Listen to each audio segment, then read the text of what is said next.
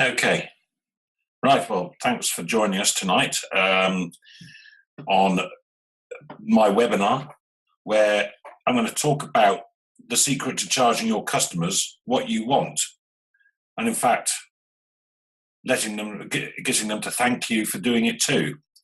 I don't for a minute suggest that we should rip anybody off, but we certainly should know the value of ourselves and be confident to charge that to our clients. So I'm going to start with, I believe that when great design is applied to building a powerful brand, you can expect something like a 400% return on investment. Now, those of you in the property world will get quite excited by a 400% return on investment. Now, you might be wondering what allows me to make this bold claim. And in fact, it was some research carried out by the British Design Council that showed in their report Designing Demand that money invested in design, you could expect to see a 400% return on that. So design is often seen as a bit soft and fluffy, but in reality, I see it about not only making things look great, but also making things perform and deliver the results that we expect from our businesses. So how does great design and a powerful brand directly impact on your business? Well, first, it's about creating more sales, and it's about creating a stronger cash flow, and it's about creating a bigger profit. And after all, that's what we're in business for, isn't it? Now, you're probably wondering, what gives me, Daniel Bennett, the right to sit here and talk about building a powerful brand for your business? Well, actually, last year was my 25th year in business, and so I'm hoping that provides some evidence of my knowledge and experience. Now, I can hear you all give me a round of applause for that. But actually, what you can really give us a round of applause for is you'll probably know that I work with Kim, my wife, and we've also been married 25 years as of last year. She did sack me once, but she then did let me back in after a little while. Now, I've not always been a designer. 25 years ago, actually, I did the thing that I loved most, and that was I was a farmer. So it's all very well. I'm not sitting here sort of claiming amazing glory or being a very special person. Actually, I'm a normal chap, just like anybody else. But as a youngster, all I ever wanted to do was drive tractors, preferably big green ones. They're John Deere's, by the way. But it means I've got my feet firmly on the ground, and it's all about practical solutions. It's not about fluffy and soft and gentle stuff. It's about making a difference to your business. So tonight, the webinar is the secret to charging customers what you want and then thanking you for it too. So I hope that's an interesting subject. And I'll just tell you now, I'm not actually selling anything as a result of this webinar. You'll be glad to know. So you can actually put your credit cards away. What I will be offering is a personal one-on-one 20-minute consultation, if that's something that's of interest to you. So we can actually talk about issues within your business and how possibly you can actually move towards building yourself a powerful brand so you can charge customers what you want. So just have a little think about where your business is right now.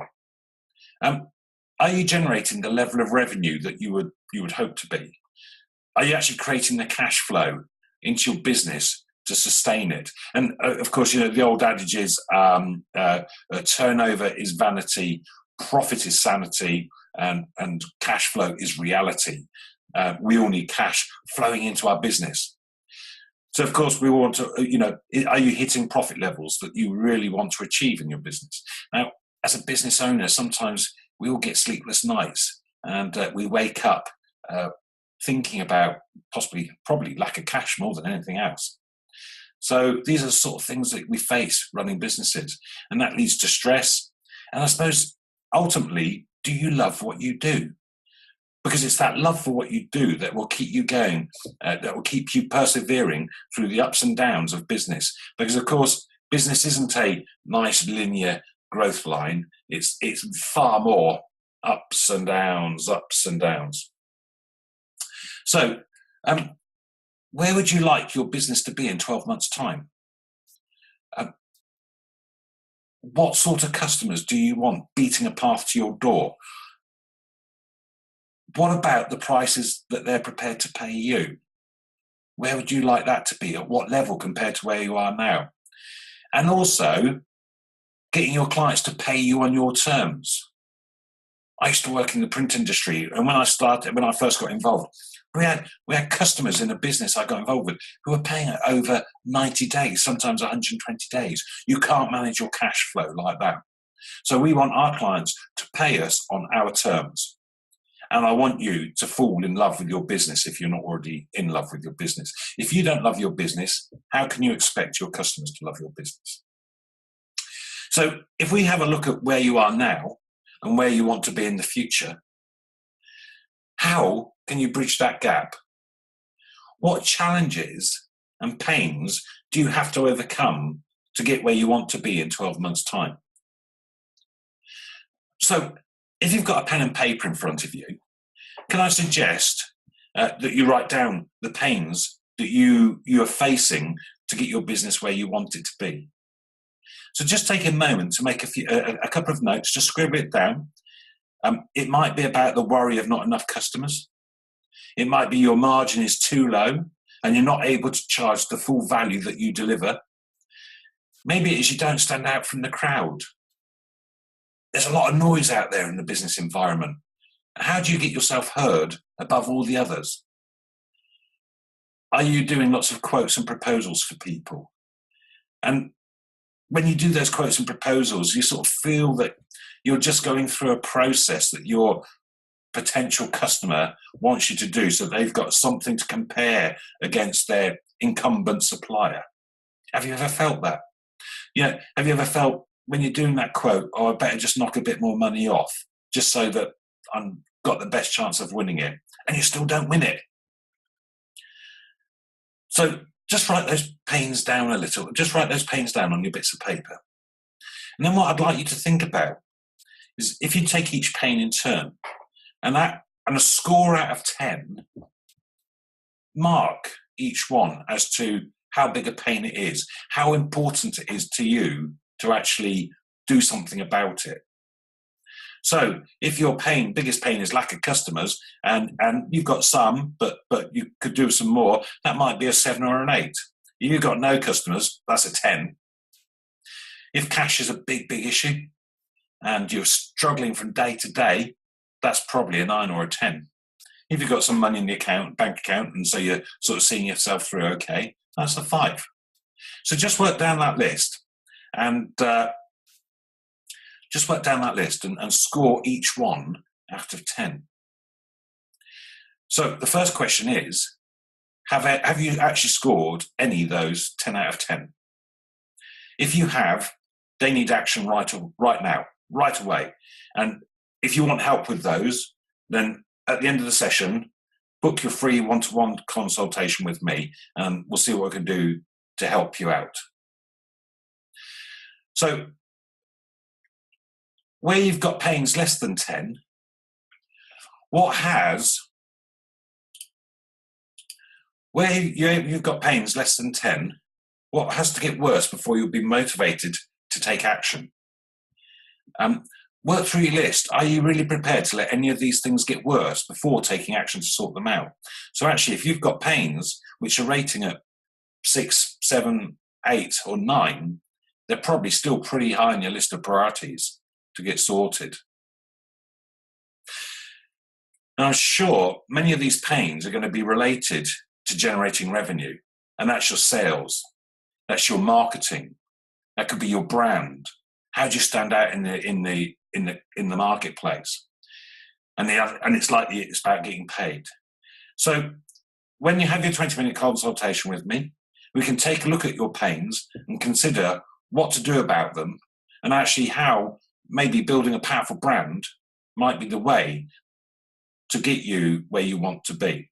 Now, let me just assure you, it's all about guiding you on a journey. And sometimes we just need a little bit of support in our businesses. So what I'm suggesting is a little bit of mentoring and a little bit of an ear to talk to, someone who's been there and done that, someone I hope that you trust. So I'd be very pleased to do that. Now, what I've done over the years, and I've developed a process to help people build their powerful brand so that we can generate more sales, so we can generate stronger cash flow, and so we can build bigger profits.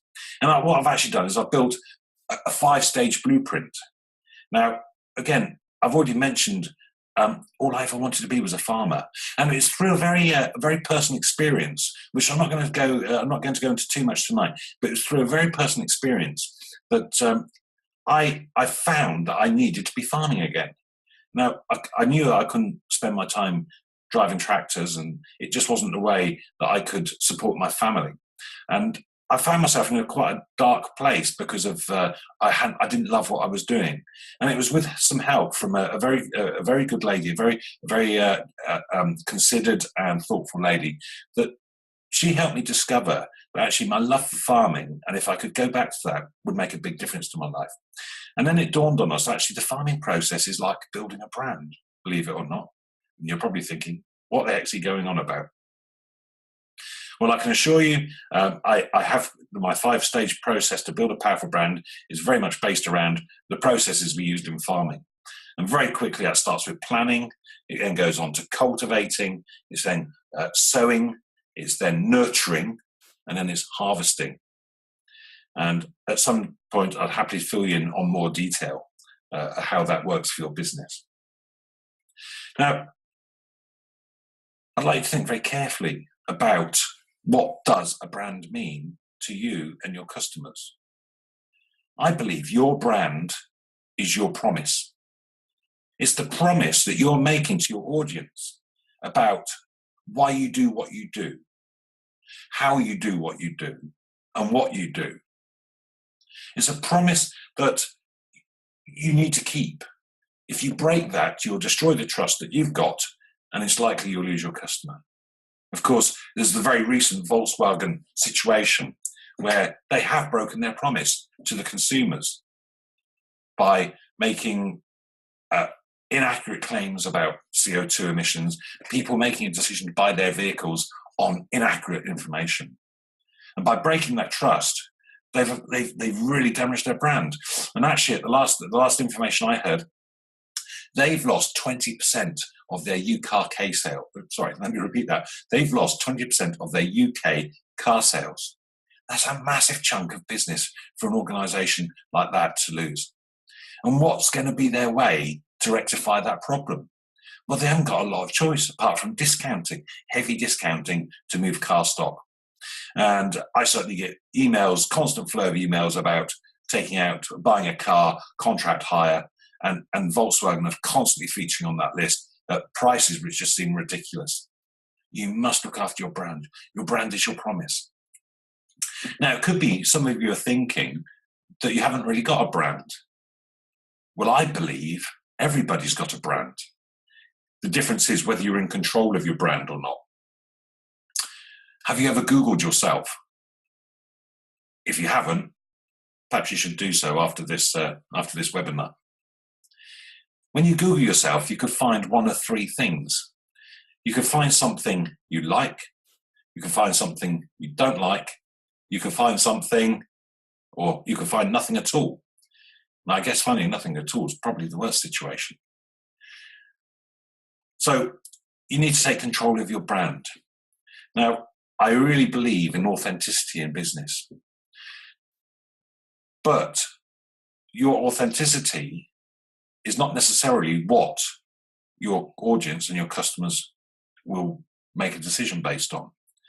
So the facts really do matter, authentic, but what matters most is what your audience believe, what people believe. Their belief is everything. Perceptions are reality. Have a think about 3 questions. How do you think you are perceived? How would you like to be perceived? And the third one you can't answer, how are you perceived? You need to ask a few other people for that. So those three questions need a little bit of thought about, because of course it's all very well thinking that we're an expert in our field. And of course, as an expert, you're always going to have some people who are less expert than you, so they're students of yours. And you're always going to have some people who are more expert than you, so you're a student of theirs. But the perception of where you are on that is what other people choose.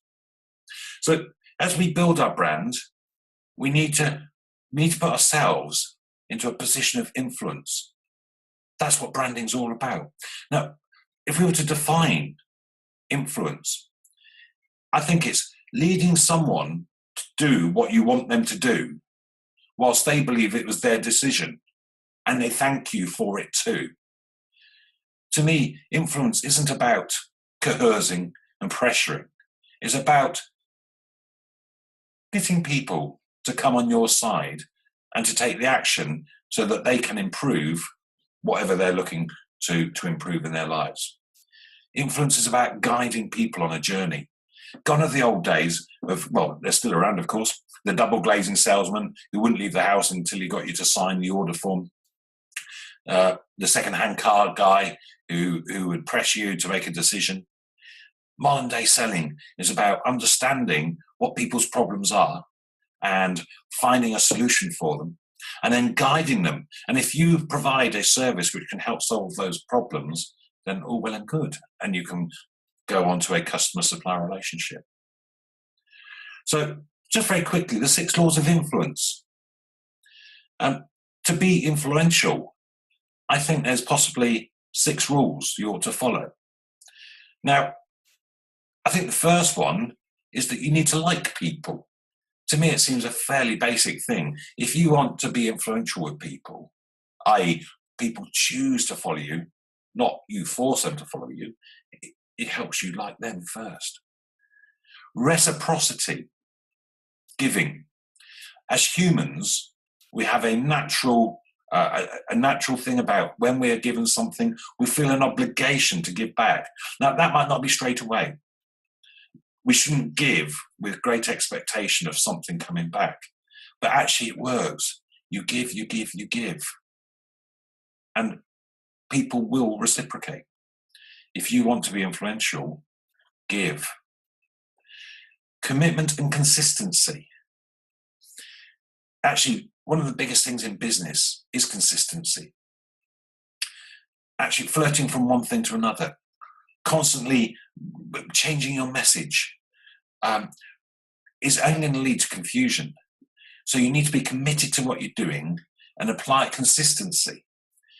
And actually, of course, results don't usually come from one great big action. Results usually come from doing what are seemingly small, inconsequential activities. Over time, compounded over time, that's what brings massive results. I'll just very quickly tell you a little example of that. Beginning of last year, I was challenged to do sit-ups and press-ups every morning. Oh, yeah.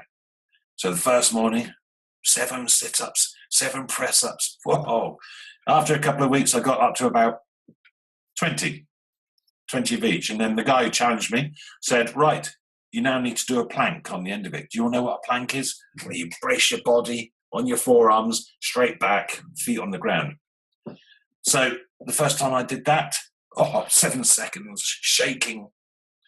But over the summer and into the autumn, I got up to 120 sit-ups and 120 press-ups and a 6-minute plank. Now, I don't say that to impress you. I say that to impress upon you how consistency and commitment will actually benefit you and your business. The next law of influence is social proof. You need other people to actually back up your statements. And of course, in this day and age of social media, Facebook, LinkedIn, Google, actually, of course, it's easier to gain that social proof. It's also easier to lose that social proof from the wrong comments. So be very careful what you ask for. You might sometimes get it, but take care of your social proof. Get people to give evidence, give you testimonials. The number 5 is then authority. So actually putting yourself in a position of authority is very influential. A great example of that is speaking from stage. If you ever get the chance to speak from stage, take it, because it immediately puts you in a position of authority of your audience. And the last one is scarcity. If you're always there, if you're always available, then are you really that influential? For example, it's nothing like people having to wait for something to get them to want it more. If you're talking to someone and you've got a premium service and they say, I want it now, actually by saying, I don't think you're quite ready for what we do yet, it's amazing how much desire that will create. So there's 6 laws of influence. And if you think about those, they're actually core to building your powerful brand. Of course, when I talk about brand, I don't just mean about the branding, your logo, your website. I'm talking about the message that underlies everything you do. I like to think of it as an iceberg. The branding is the bit which everyone can see above the water. But underneath, you've got a huge mass, which is where your brand comes from. It's all about you. It's all about your values. What's important to you? It's also what value do you deliver? And if we uncover your story and unearth your unique message, that's what we can use to actually build your branding around so that people connect authentically with you. Now, branding is at its most effective when your preferred audience is the affluent. Now, this might sound a bit harsh, but we're business people. So I would recommend that if you're going to build a business to serve affluent people. I think you'll find it a lot easier than actually serving people with no money. Now, that might sound harsh, but of course, if we're successful in business, we can then always choose to help those a bit less fortunate than ourselves. So let's just have a quick look at the affluent. Why you should choose the affluent as your audience. Firstly, price is not the biggest issue to them. In fact, often price is not an issue to them. They reckon that you can split the population into 3. You've got the bottom 33% whose decision will be purely based on price. Nothing else matters.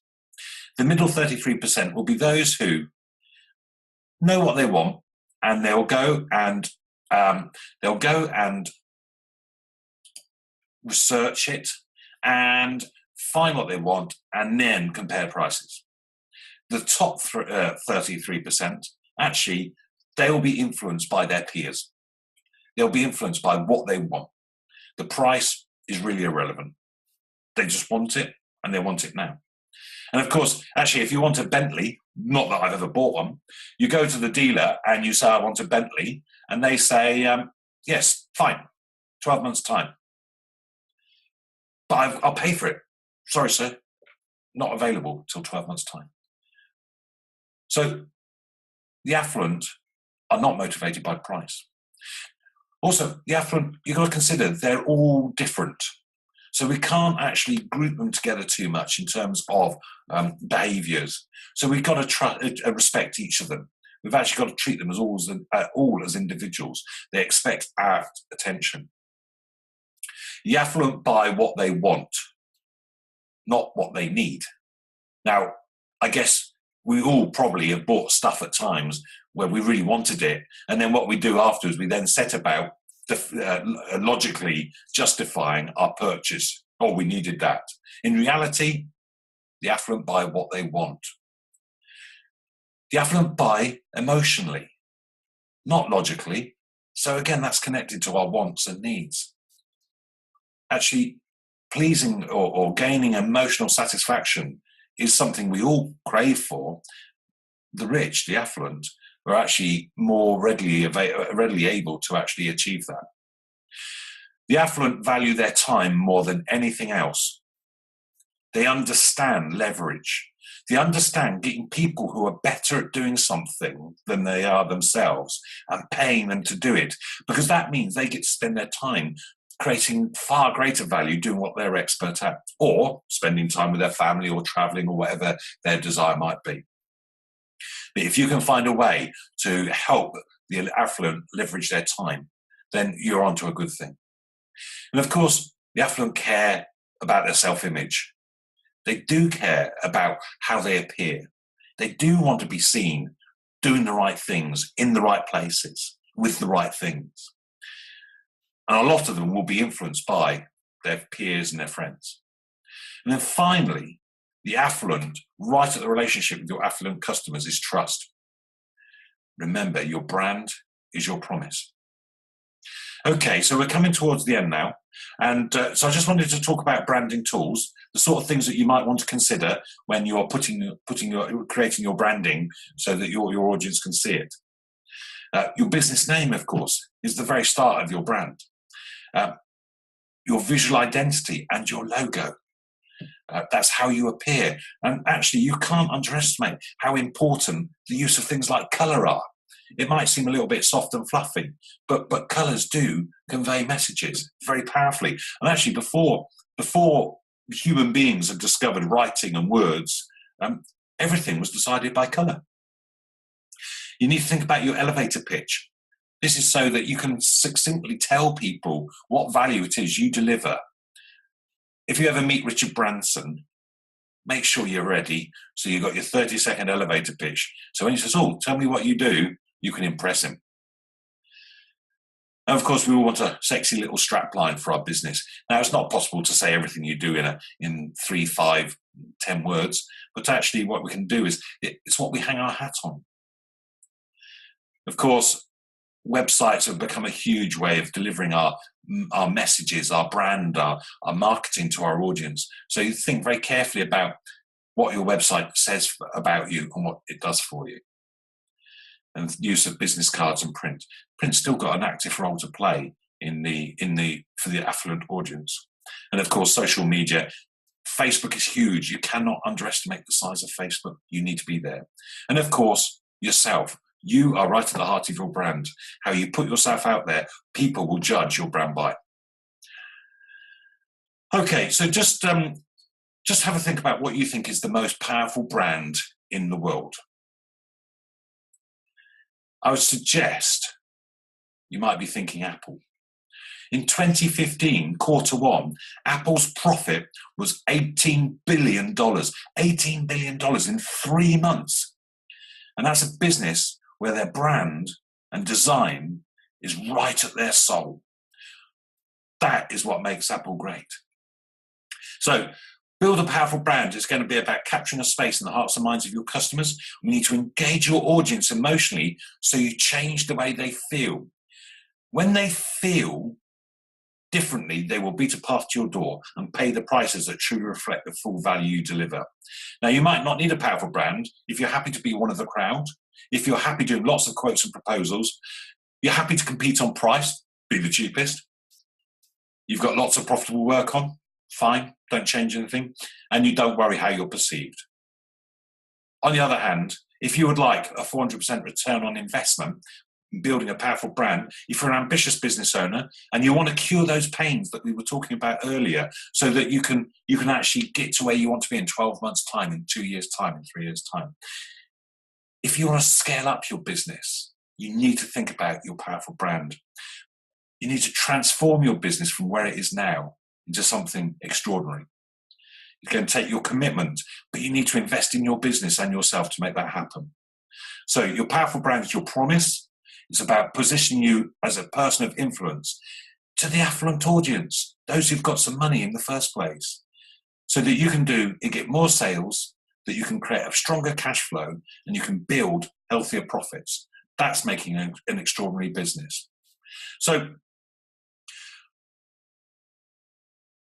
if you're ready to make a change, can I suggest that you book a one-to-one consultation with me? We can do it over Skype or Zoom or on the phone to suit you. We'll have a look at your pains. We'll have a look at where you want to be. And let's just see if we can help you on your journey. So look, thank you so much for joining on my webinar. It's deliberately short. Hopefully it gives you a bit of a taste of where you could go. Like I say, if you want to, you can either type out in the chat yes, please, can I have a consultation?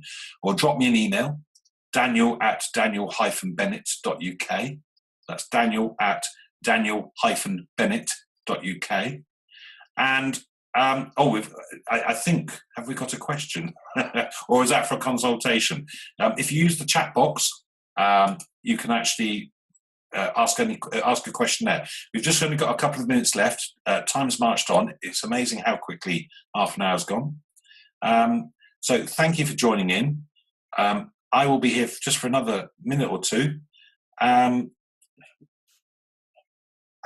thank you and good night.